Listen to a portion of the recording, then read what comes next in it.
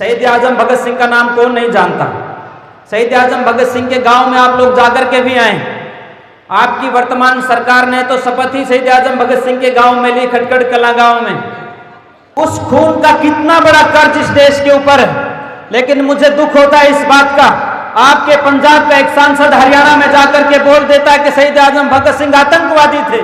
मैं कहता हूं कि ऐसे लोगों की जुबान खींच लेनी चाहिए जो व्यक्ति शहीद आजम भगत सिंह जैसे व्यक्तियों के ऊपर आतंकवादी होने का आरोप लगाते हैं, जिनकी 4-4 पीढ़ियां इस देश की आजादी के आंदोलन के लिए खप गई। उनके बारे में आज के ये लोग तथाकथित नेता इस प्रकार की भाषा बोलते हैं, तो हमें सावधान होने की आवश्यकता है। और इसलिए सावधान होने की आवश्यकता है क्योंकि वो हमारे पूर्वज थे। उनके दादाजी ने, शहीद आजम भगत सिंह के दादाजी ने महर्षि दयानंद सरस्वती से यज्ञोपवीत लिया। यज्ञोपवीत लेने के बाद वेद की कथाएं की, अपनी तीनों पीढ़ियों को मां आजादी के लिए, मां भारती के लिए बलिवेदी पर आहूत करने के लिए प्रेरित किया कि आगे बढ़ो और इस देश को आजाद करवाना है।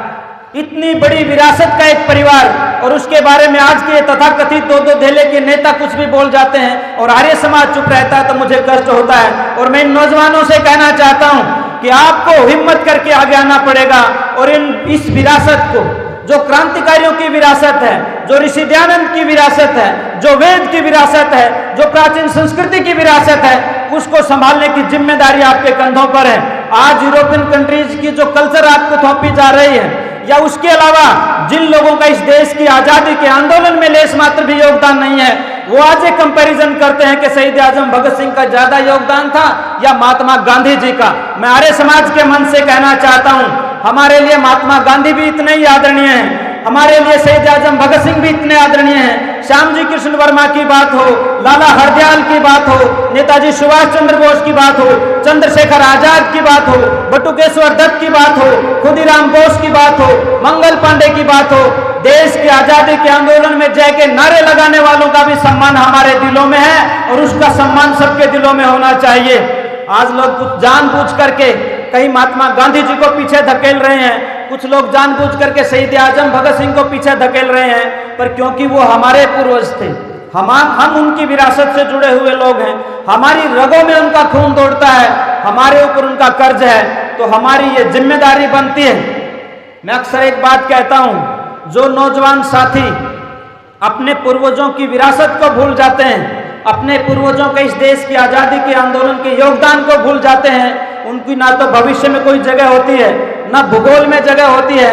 ऐसा ना हो कि आने वाले समय में कोई व्यक्ति ऋषि दयानंद का नाम लेने वाला ना बचे, कोई व्यक्ति शहीद आजम भगत सिंह का नाम लेने वाला ना बचे। इसलिए आप ज्यादा से ज्यादा नौजवान साथी आर्य समाज से जुड़े और मां आर्य समाज की एक एक बात को अपने दिल में बैठा करके गांव-गांव जा करके ये बताएं कि आज हम यदि आजादी की खुली हवा में सांस ले रहे हैं, तो इसका श्रेय एक संगठन को जाता है जिसका नाम आर्य समाज है, एक गुरु को जाता है जो इन सब क्रांतिकारियों का गुरु था, उसका नाम ऋषि दयानंद है। ये बातें जब तक हम लोगों के बीच में जा करके नहीं बताएंगे, तो सही मायनों में न तो ऋषि दयानंद के साथ न्याय कर पाएंगे, ना इस आजादी के आंदोलन के उन क्रांतिकारियों के साथ न्याय कर पाएंगे जिन्होंने बहुत बड़ा योगदान इस आजादी के मूवमेंट में दिया है। एक बात कह करके अपनी वाणी को विराम दूंगा। आज आवश्यकता है इन नौजवान बच्चों को, दोबारा से उसी बात पर मैं आ रहा हूं कि आप ज्यादा से ज्यादा नौजवान साथी शहीद आजम भगत सिंह की जीवनी को पढ़िए, ऋषि दयानंद की जीवनी को पढ़िए, क्रांतिकारियों की जीवनी को पढ़िए और उन कष्टों को देखिए, उन्होंने वो कष्ट झेले हैं। आज तो हम खुली हवा में सांस ले रहे हैं, आज तो हमें हर चीज बनी बनाई दिखती है। एक माहौल वो भी था, हम अपनी बात कह नहीं सकते थे, हम अपने घर से बाहर कदम नहीं रख सकते थे, हम अपने विचारों के अनुकूल सोच नहीं सकते थे, हम अपने विचारों के अनुकूल पहन नहीं सकते थे। पर आज सब कुछ होने के बाद यदि हमने उन लोगों को भुला दिया जिनकी वजह से आज हम इस जगह पर खड़े हैं, तो हमसे बड़ा कोई कृतघ्न नहीं हो सकता, और कृतघ्न होना सबसे बड़ा पाप है।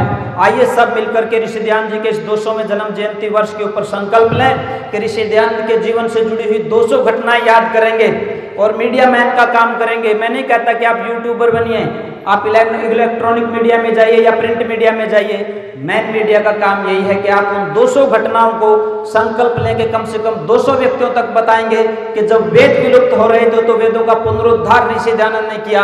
इन माँ बहन बेटियों का मान सम्मान जब तार तार हो रहा था तो इनको स्वाभिमान से जीने की बात ऋषि दयानंद ने की। इन बेटियों को पढ़ाने की बात ऋषि दयानंद ने कही। जब अछूत मान करके इस समाज में दरार डाली गई थी तो अछूतों को गले लगाने का काम ऋषि दयानंद ने कहा।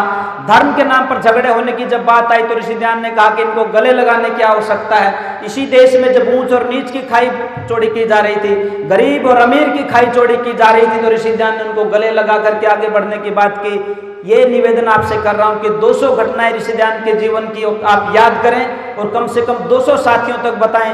आपस की चुगलियां तो बहुत करते हैं, एक दूसरे की निंदा और प्रशंसा भी बहुत करते हैं, पर अगला 1 वर्ष प्रयास करें कि ऋषि दयानंद के जीवन की 200 घटनाएं अपने आसपास के साथियों को, अपने रिश्तेदारों को, अपने संग संबंधियों को जरूर बताएं।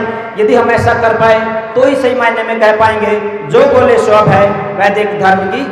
बहुत बहुत धन्यवाद।